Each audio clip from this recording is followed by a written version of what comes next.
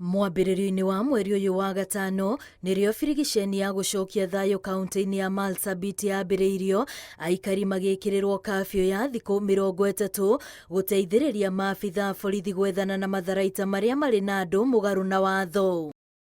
No rĩu maabitha arĩa maratabania Birigiceni ĩno nĩmerĩte mũingĩ wa kaunti ĩno kafyu nĩyo ya thikũ 30 no ti Birigiceni, ũndũ ũrĩa marauga no ũcenjie angĩkorwo mũingĩ nĩ ũgwĩtĩkĩra kũhũthia wĩra na njĩra ya gũcokia matharaita marĩa mothe meigĩire.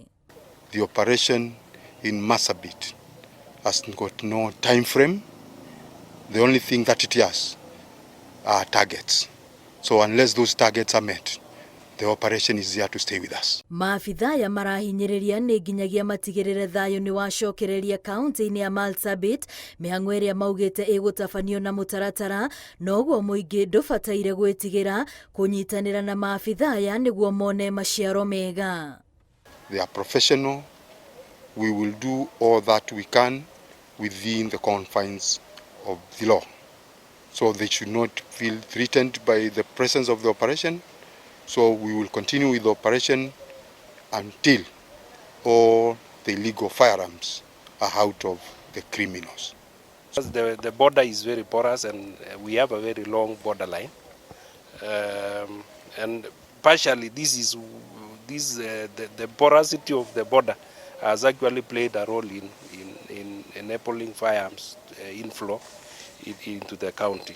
It may take long. But I'm assuring you that that is an area where we are not going to relent. Komishona wa gĩcigo gĩkĩ Paul Rotich agathĩrĩirie ũrĩa maabitha aya maratwarithia na mbere Birigiceni ĩno gũkinyĩria rĩu akiuga kũrĩ na matharaita mahotete kuoya kuma kũrĩ mũingĩ no na andũ matanyihĩirie 8 magaikio ngono. One thing that is very encouraging is some sub-counties are already volunteering firearms even before we reach there. So that is what we have stressed with our chiefs, that that is the direction we should take.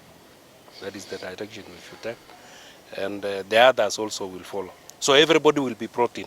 There is no sub-county that is going to be left out. And we are happy with the progress so far.